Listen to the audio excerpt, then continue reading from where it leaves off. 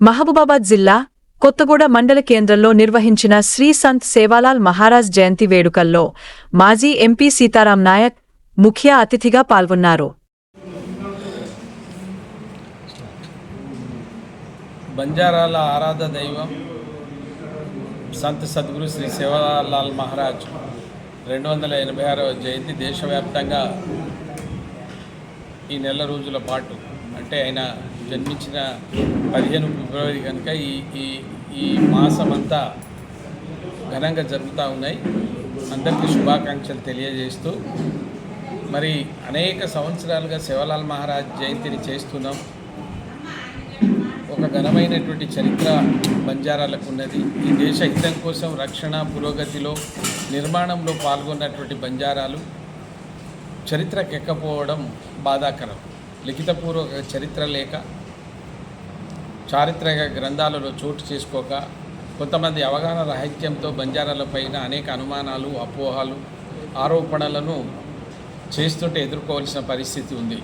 కానీ మొన్న గౌరవ ప్రధానమంత్రి గారు బంజారాలు ఈ సుదీర్ఘమైనటువంటి కాలంలో ఏం చేశారు, మా విరాసత్ ఏంటి, మా సాంస్కృతిక వారసత్వ సంపద ఏంటి, మేము ఏ విధంగా సంచార జీవులుగా వైవిధ్య భరిత జీవనంలో మేము అలవరుచుకున్నటువంటి భాష, లిపిలేని భాష, కోరుబోలి భాష, మా తల్లి మా ఇంట్లో మా మహిళలు వేసుకునేటువంటి ఫేటియా, టూక్రీ, కాంచ్లీ ఆభరణాలు, టోప్లీ, హాస్లో, భూరియా, బాజుబాన్, ఇట్లా చాలా అంటే విచిత్ర, అది ఇంకా ఏ దేశంలో ఎవరు వేసుకోలేదు.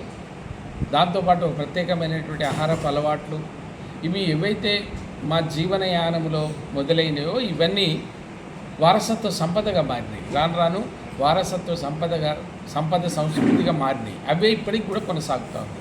ఈ విషయంలో పెళ్లి చేసుకుంటే 3 నెలలు చేసుకునేటువంటి ఒక ఆచారం అది. మరి ఇంత గొప్ప వారసత్వం, ఇంత గొప్ప ఇతిహాసం కలిగినటువంటి బంజారాలు ఈ దేశంపై యుద్ధాలు జరిగినప్పుడు అజానుభావులు అయినటువంటి బంజారాలు ఒక్కొక్కరు 50 మందిని హతమార్చేవాళ్ళు కనుక వాళ్లకు బంజారాలను యుద్ధ వీరులు, వ్యారాళ్ళు అంటే యుద్ధ వీరులు అనేటువంటి బిరుదు కూడా బంజారాలకు ఉంది.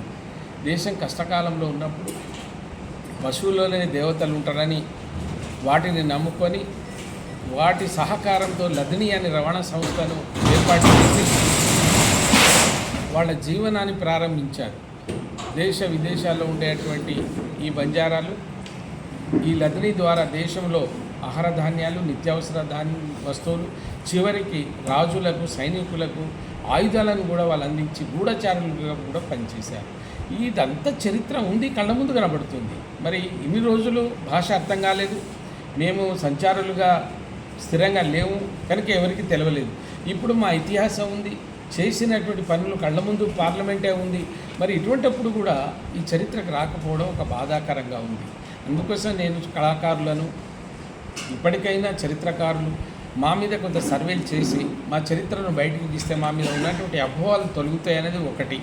రెండవది, దేశ ప్రధానమంత్రికి ఈ దేశంలో 75 సంవత్సరాలు సార్ ఎవరు బంజారాల గురించి మాట్లాడిన చరిత్ర లేదు, దాఖలాలు లేవు. ఎందుకంటే వారి దగ్గర సమాచారం లేదు. నేను మీకు సమాచారం ఇచ్చి ఉన్నాను. మీరు అక్టోబర్ 5, 2024లో పౌరాదేవిలో రెండవసారి సంత్ సేవాలాల్ మహారాజ్ జయంతిని దర్శించి జగదాంబ మాత ఆశీస్సులు పొంది అక్కడ జరిగినటువంటి సభలో బంజారాల విరాసత్ అంటే సంస్కృతి వారసత్వాన్ని కాపాడడానికి 900 కోట్ల రూపాయలు ఇచ్చి నగారా భవనంతో మ్యూజియంను నిర్మించినటువంటి ఘనత ఈ దేశ ప్రధానమంత్రికే దొరుకుతుంది.